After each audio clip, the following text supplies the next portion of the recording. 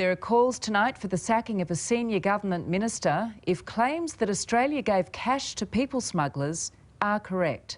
The Prime Minister remains silent despite confirmation that Indonesia is now launching its own investigation. It's the on-water operation causing ripples across the region. Everyone talking, it seems, except Tony Abbott. He didn't make a comment one way or the other. He certainly didn't indicate that payments had been made. The government's newfound silence continuing. Our ambassador shirt-fronted in Indonesia. I just met the ambassador just now in the room. So I make use of the opportunity to talk to him directly because we are really concerned if it is confirmed.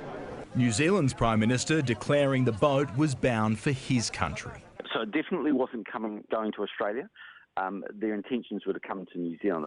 Labor demanding answers. Are they in fact handing over wads of cash to people smugglers? Are they having our Navy vessels out there as floating ATMs? The Greens now vowing to take the issue to the Senate, calling on the Immigration Minister to resign if the reports are true. While they continue to spin and wriggle out of the truth, the Parliament must act. While Tony Abbott maintains his silence, Bill Shorten won't have the same option. The Labor leader preparing to front the Royal Commission into union corruption.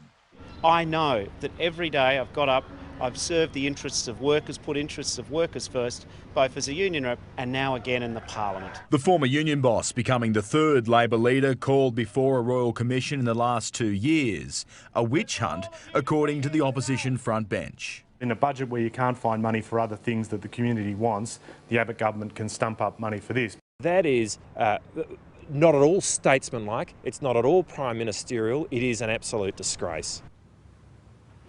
Charles Croucher joins us now. And Charles, on that asylum boat issue, there's direct pressure from Indonesia. What will happen now?